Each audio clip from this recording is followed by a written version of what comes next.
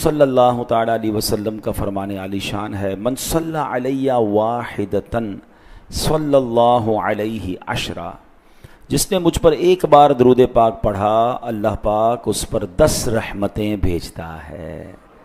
صلو علی الحبیب صلی اللہ تعالیٰ علی محمد صلی اللہ علیہ وسلم۔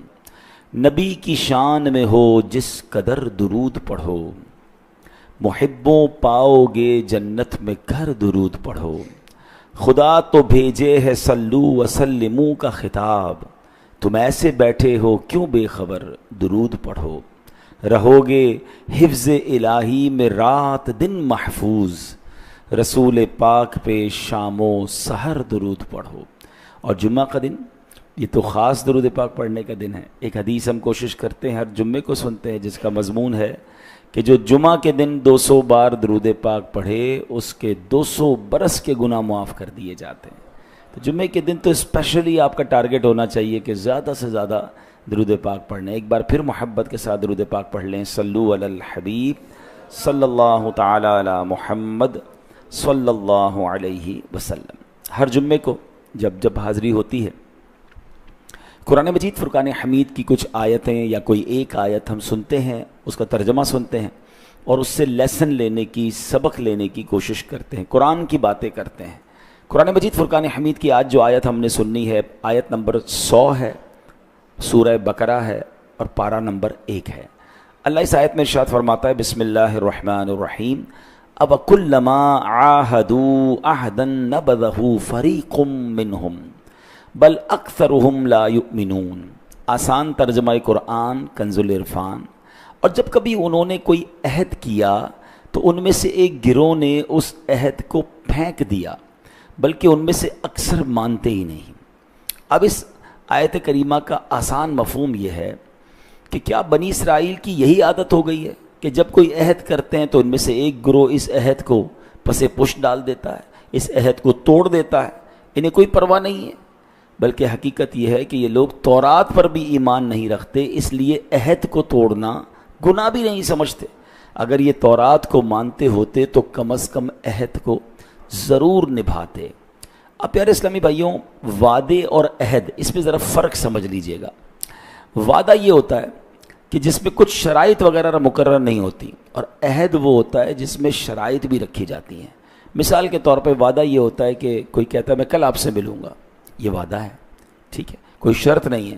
مگر عہد یہ ہے کہ اگر آپ آئیں گے تو میں بھی آؤں گا، اس میں شرط ہو گئی کہ آپ یہ کریں گے تو میں یہ کر لوں گا۔ تو یہ عہد ہے اور وعدہ دونوں ہی بڑے اہم ہیں اور دونوں توڑنے کے لیے نہیں ہوتے۔ اب بنی اسرائیل نے 2 وعدے کیے تھے، 2 عہد کیے تھے، ایک اللہ سے، ایک اللہ کے حبیب علیہ الصلوۃ والسلام سے۔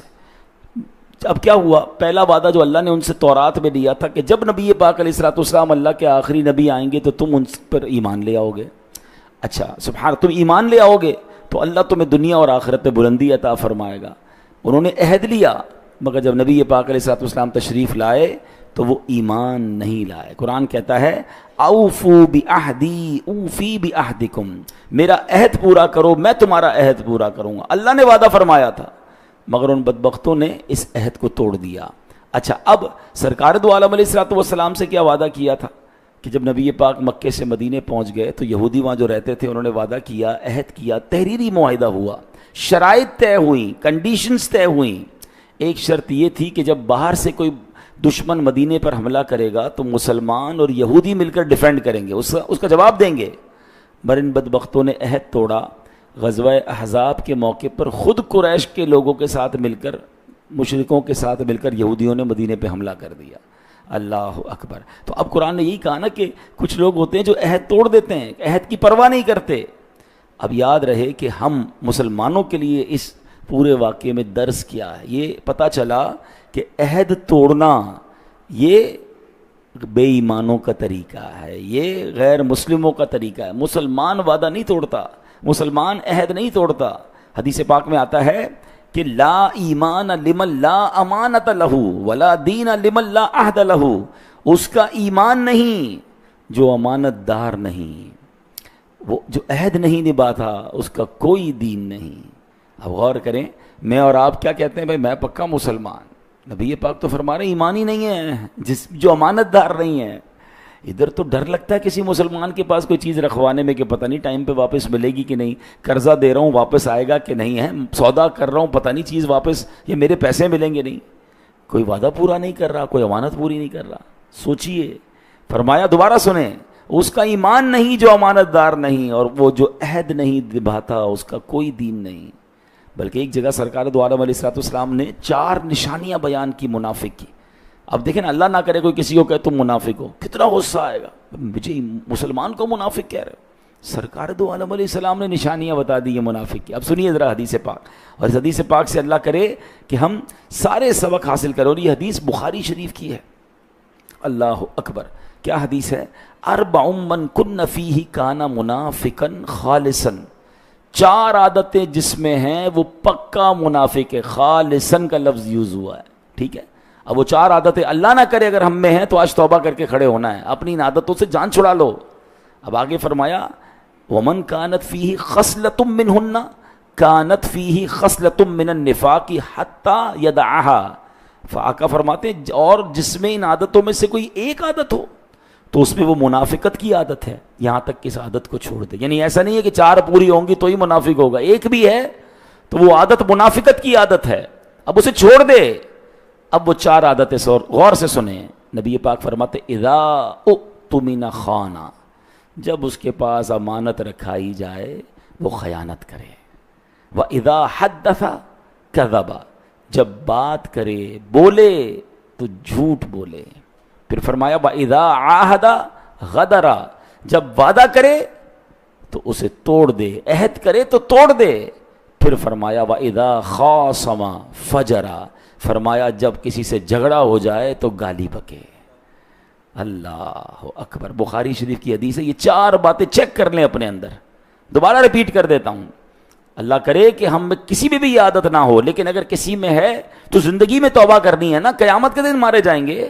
دوبارہ سنیں, فرمایا اذا اؤتمن خانا, امانت رکھوائی جائے خیانت کرے. آج کاروباری لوگ سوچ لیں یار اس کے پیسے آ گئے ہیں نا, اس کو پتہ نہیں, چلو چھوڑو نا, کوئی ڈنڈی مار رہا ہے.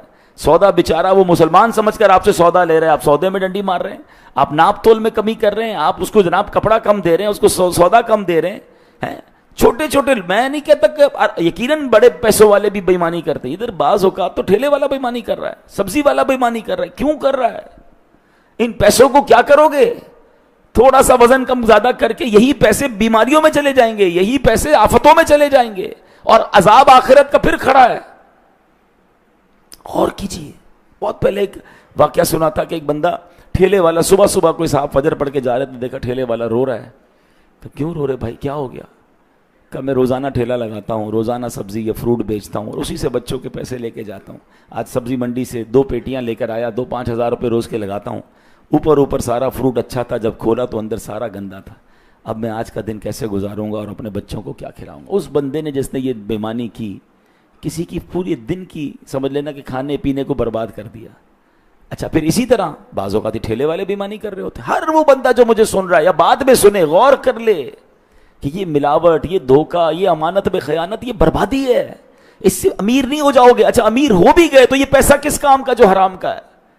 کوئی کسی کے قرضے دبا کے بیٹھا ہے, کوئی کسی کی زمین دبا کے بیٹھا ہے, کوئی کسی کی فائل دبا کے بیٹھا ہے.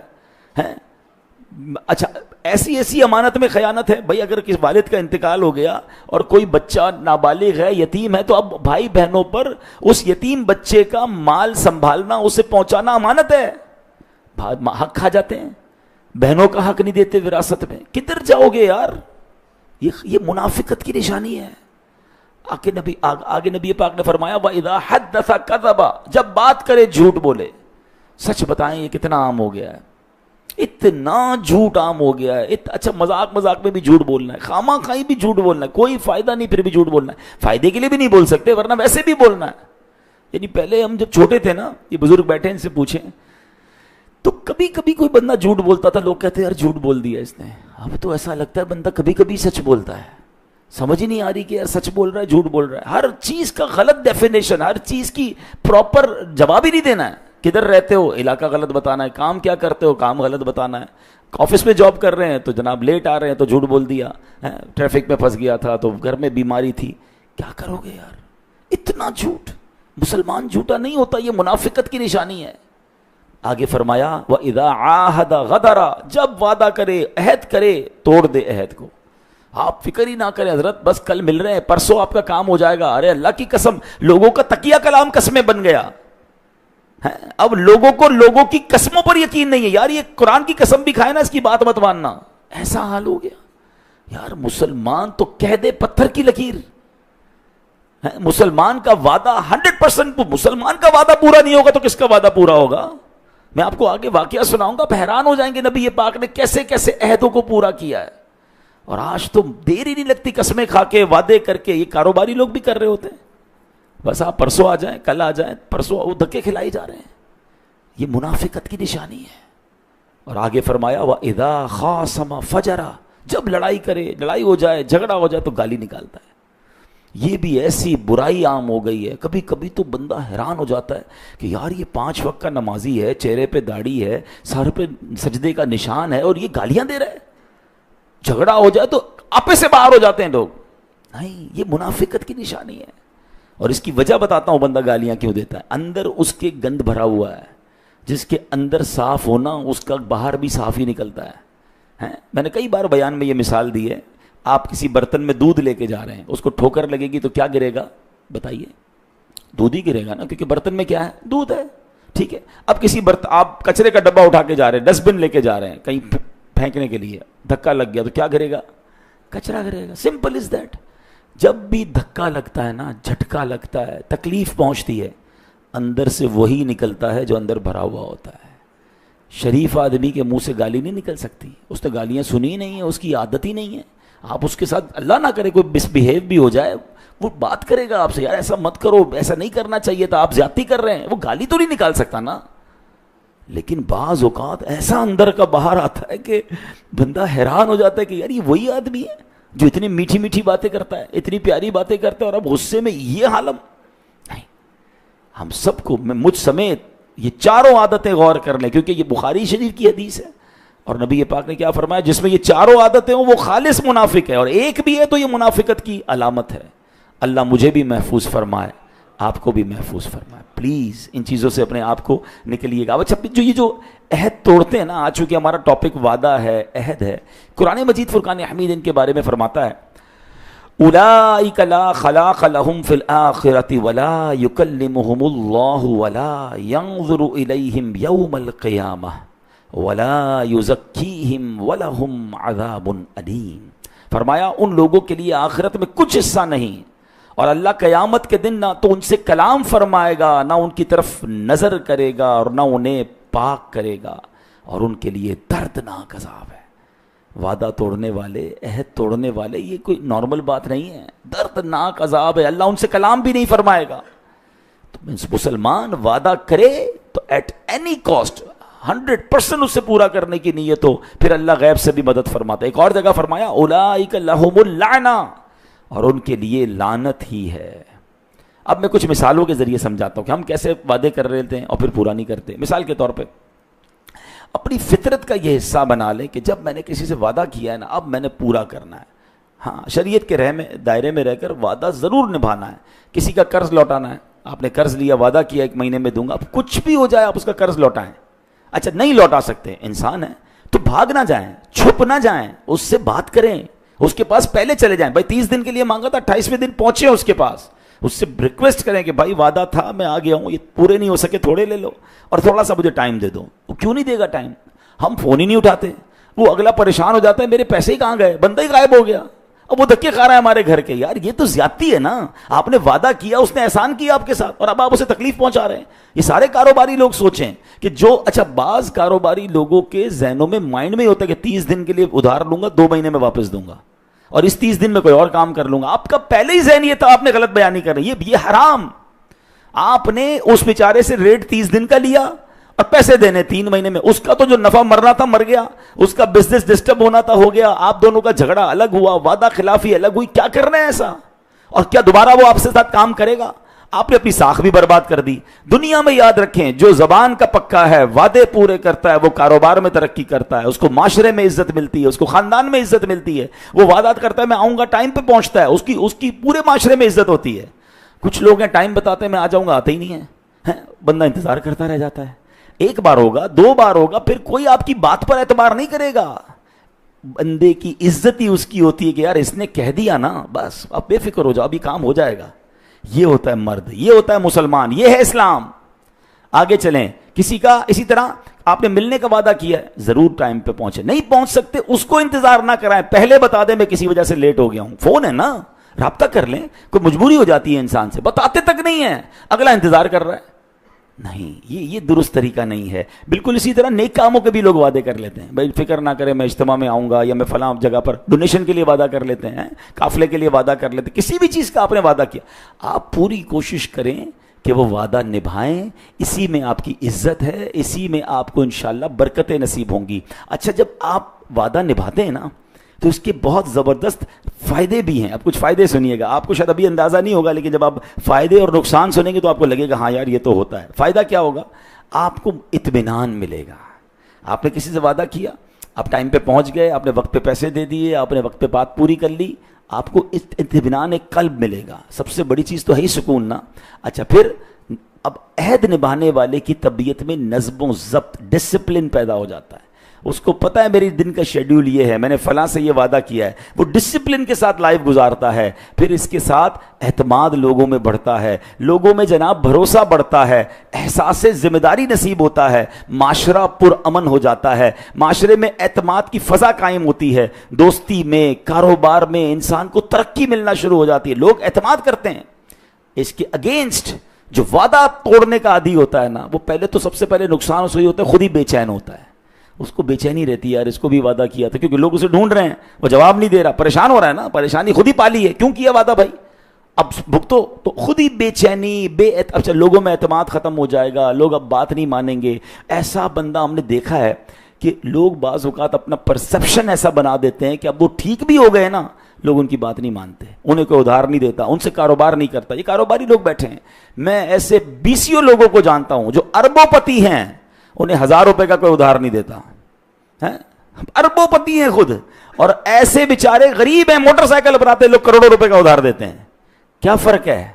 اس موٹر سائیکل پر آنے والے نے کروڑوں روپے کا اعتماد کمایا ہے، اس نے بھروسہ کمایا ہے، اور اس نے ہر بار جھوٹ بول کر، ہر بار وعدے توڑ کر، بنگلے میں رہتا ہے، بڑی گاڑی میں آتا ہے، لوگ کہتے ہیں بھائی پیسے پہلے دو گے پھر کاروبار ہوگا، آپ کو ادھار نہیں دے سکتا میں. بیکار ہے یار ایسی زندگی. یعنی آپ نے اپنے اعتماد کا بیڑا غرق کر دیا ہے. انسان کہتا ہے یہ کہہ رہا ہے تو یہ نہیں آئے گا ٹائم پہ، اس کا تو کام ہی ہے یہ جھوٹ بولتا ہے. آپ نے اپنے اعتماد کو دوستوں میں ختم کر دیا صرف وعدہ توڑ کر. مسلمان زبان کا پکا ہوتا ہے.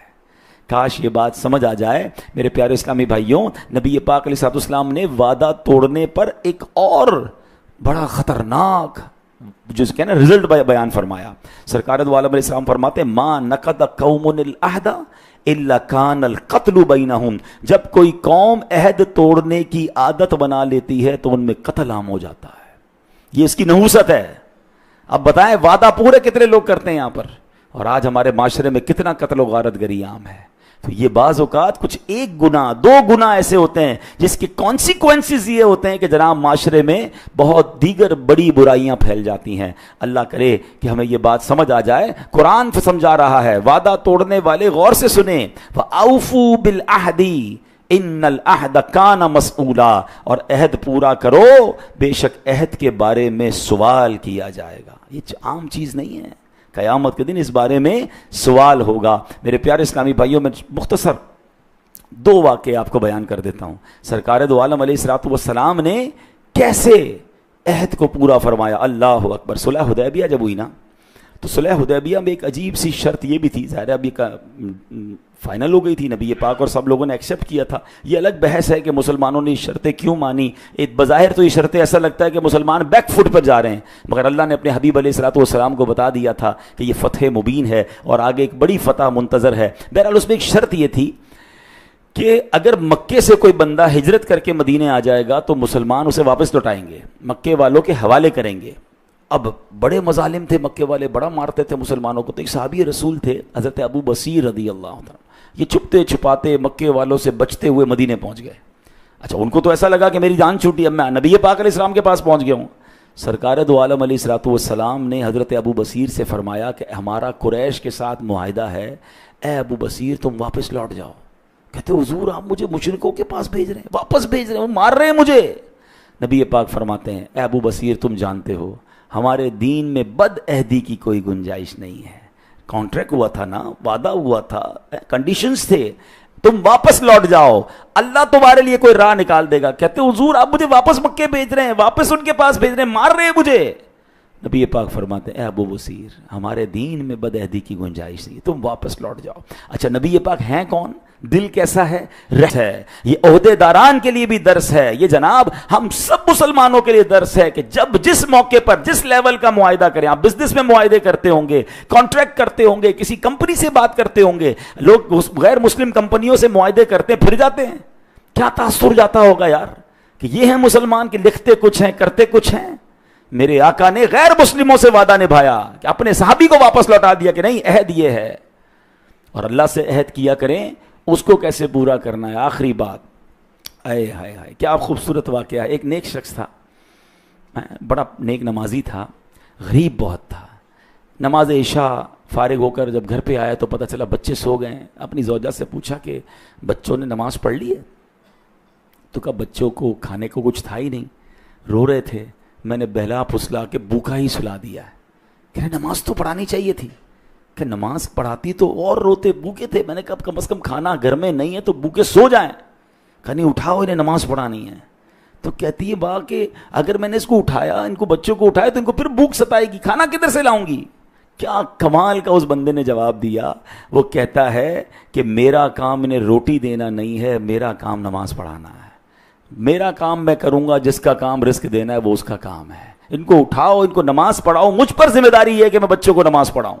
بھوکے سوئے ہوئے بچوں کو جگایا گیا، نماز کے لیے بچوں کو کھڑا کیا، ابھی سلام نہیں پھیرا تھا، دروازے پر دستک ہوتی ہے، ایک شخص باہر کھانے کی ٹرے لے کر کھڑا ہوا ہے کہ آپ کے لیے کھانا بھیجا گیا ہے۔ بچے نماز کے بعد پیٹ بھر کر کھاتے ہیں۔ کاش یہ بات سمجھ آ جائے، رزق کا وعدہ رب کا ہے، مغفرت کی کوشش میں نے کرنی ہے، نماز میں نے پڑھنی ہے، اپنے بچوں کو پڑھانی ہے۔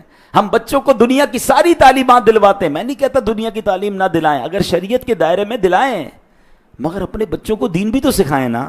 ہم صرف دنیا میں اپنے بچوں کو پیسے کمانے کا طریقہ بتاتے ہیں، بھائی پیسے کمانا کا سکھاؤ گے، سخاوت کون سکھائے گا؟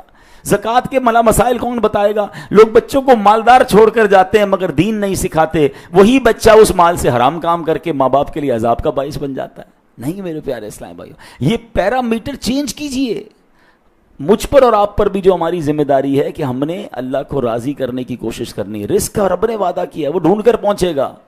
اور بالکل ایسے ہی آپ نے دیکھا کہ بندہ کہتا ہے میں نے اللہ سے جو وعدہ کیا ہے مجھے وہ وعدہ نبھانا ہے، نماز پڑھانا میری ذمہ داری ہے، کھانا کھلانا میری ذمہ داری نہیں، وہ اللہ نے ذمہ لیا ہے۔ اور ایسا ہوتا ہے پھر اللہ غیب سے دروازے کھول دیتا ہے۔ کاش یہ بات سمجھ آ جائے، اور وعدہ نہیں توڑنا۔ اچھا اللہ سے وعدہ کیا کرتے ہیں؟ مثال کے طور پہ کوئی صاحب کبھی کبھی اچانک مسجد میں نظر آتے ہیں نا، سر پہ ٹوپی ہے، ہاتھ میں تسبیح ہے، یار خیریت تو ہے؟ آپ مسجد میں، وہ اصل میں ابو بیمار ہو گئے تھے، بچہ بیمار ہے، ہاسپٹل میں ہے، اس لیے میں نمازیں پڑھنا شروع کر دیں، دعائیں کرنا شروع کر دیں، بہت اچھی بات ہے، مگر تھوڑے دنوں میں تو بندہ غائب ہو جاتا ہے۔ کیا ہوا؟ وہ ابو ٹھیک ہو گئے؟ یعنی اللہ سے دوستی بھی ہے تو مطلب کے لیے ہے۔ اچھا بعض اوقات جب مشکل میں ہوتے ہیں نا، اللہ سے بڑے وعدے کہ یا اللہ یہ کام ہو جائے میں بس نمازی بن جاؤں گا، یہ کام ہو جائے میں اتنے روزے رکھوں گا، یہ کام ہو جائے میں اتنا چندہ دے دوں گا، یہ کام ہو جائے میں غریب کی مدد کروں گا، کام ہو گیا پھر بندہ اللہ کے وعدے بھی بھول جاتا ہے۔ یہ تو حرام ہے، رب سے کیے ہوئے وعدے آپ نہیں پورے کریں گے تو کدھر جائیں گے؟ بھائی ساری نعمتیں دینی تو رب نے، رب ہمارے وعدوں کا محتاج نہیں ہے۔ اگر آپ نے وعدہ کر لیا تو پھر وہ ایک چٹکلا ہے نا، ایک واقعہ ہے کہ ایک بندہ کہیں جو ہے وہ سمندر میں کہیں پھنس گیا، کسی دیگ میں بیٹھا تھا، پانی میں چلی گئی کسی طرح سے سمجھ لیں، اب وہ بڑی بڑی لہریں، وہ دعائیں کر رہا ہے یا اللہ مجھے جو ہے وہ اس سمندر کی اس مشکل سے نکال دے، میں 100 دیگیں غریبوں کو کھلاؤں گا۔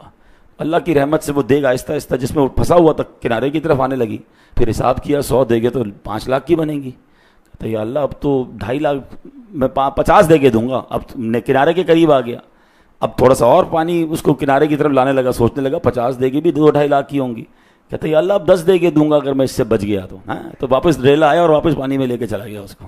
تو اب آپ اللہ سے بھی اس طرح کی جو ہے وہ سودے کریں گے؟ ارے اللہ کے بندوں، آپ نے اگر کوئی نیکی کی نیت کی ہے تو کر ڈالیں، اللہ اس میں اور برکت ڈال دے گا۔ ہیں نمازوں کی نیتیں کرتے ہیں, نفل کی نیت کرتے ہیں, روزوں کی نیت کرتے ہیں, منتیں مانتے ہیں, کام ہو جائے تو بھول جاتے ہیں, اللہ سے بھی وعدہ خلافی. تو ایسے نہ کریں. اللہ کرے کہ آج کے اس بیان کی برکت سے ہم وعدے پورے کرنے والے بن جائیں, ہم امانت دار بن جائیں, ہم سچے مسلمان بن جائیں. چلیں 1 منٹ میں ایک اور واقعہ جس میں چوٹ بہت ہے وہ سن لیں, پھر اپنی بات ختم کرتا ہوں. ایک غیر مسلم تھا, عیسائی تھا, ٹھیک ہے, اس نے کسی مسلمان کے پیسے دینے تھے. مسلمان نے اس کو کہا میرے پیسے لوٹاؤ, وہ پیسے ہی نہ دے. مہینہ گزر گیا, 2 مہینے گزر گئے, 6 مہینے گزر گئے, وہ گھما رہا ہے. بڑا پریشان ہو گیا مسلمان, چلا گیا ان کے پادری کے پاس, جا کر کہتا ہے صاحب وہ میرے آپ کا بندہ ہے, آپ کے مذہب کو ماننے والا ہے, میرے پیسے نہیں دے رہا. اس پادری نے ایک پرچی لکھ کے دی مسلمان کو, جا کے اس کو دے دو. اس نے پرچی لی, جا کے اس عیسائی کو پکڑائی, اس نے فوراً پیسے نکالے, پیسے دے دیے. کہہ رہا یار میں 6 مہینے سے دھکے کھا رہا ہوں, میرے پیسے نہیں دیتے, ایک پرچی پہ پیسے دے دیے. پیسے نہیں چاہیے, پہلے بتاؤ پرچی میں کیا لکھا ہے. کہا پرچی نہیں دکھاؤں گا. کہ نہیں مجھے پڑھنا ہے اس پرچی میں کیا. آپ کو پیسے مل گئے نا, آپ کا کام ہو گیا, آپ جاؤ. بولا نہیں مجھے پرچی پڑھنی ہے. مسلمان تھا, اس کا بھی دماغ تھا. کہا اچھا پڑھنی ہے تو پڑھ لو. زبردستی اس نے پرچی لی. اس پرچی پہ پتہ کیا لکھا تھا, اس پادری نے یہ لکھا تھا, کیا تم مسلمان ہو گیا جو لوگوں کے پیسے نہیں دیتا. اب یہ کیسا جملہ ہے, یہ چانٹا نہیں ہے ہمارے منہ پہ. ہونا یہ چاہیے تھا کہ پوری دنیا میں یہ مشہور ہو جائے. اچھا مجھے ایک بات بتائیں, سرکار دو عالم علیہ الصلوۃ والسلام نے جب مکے والوں پر اسلام کی دعوت دینی تھی تو پہلے پوچھا تھا بتاؤ میں کون ہوں. وہ غیر مسلم تھے نا سارے, سب نے کیا جواب دیا تھا, آپ صادق ہیں, آپ امین ہیں. غیر مسلم میرے آقا کو صادق مان رہے ہیں, امین مان رہے ہیں. میں انہی نبی کا امتی ہوں, کیا مجھے بھی لوگ صادق اور امین مانتے ہیں؟ یہ سوال ضرور اپنے آپ سے پوچھئے گا. ہونا یہ چاہیے تھا کہ پوری دنیا میں یہ مشہور ہوتا کہ اگر کسی مسلمان نے وعدہ کیا ہے, کسی مسلمان نے زبان دی ہے, کسی مسلمان کی پروڈکٹ پر جو لکھا ہے وہی ہوگا. یہ اسلام ان کو یہ سکھاتا ہے. مگر آج بدقسمتی سے لوگ مسلمان ملک کی, ہمارے ملک کی پروڈکٹ خریدتے ہوئے ڈر رہے ہوتے ہیں, یہ جو لکھا ہے نا وہ نہیں ہوگا. اللہ کرے دل میں اتر جائے میری بات. اے سچے آقا کے امتیوں سچے ہو جاؤ, اے امانت دار نبی کے امتیوں امانت دار ہو جاؤ, اے وعدہ پورے کرنے والے نبی کے ماننے والوں آپ بھی وعدے پورے کرنے والے بن جاؤ. اللہ مجھے بھی یہ توفیق نصیب فرمائے, آپ کو بھی نصیب فرمائے. آمین.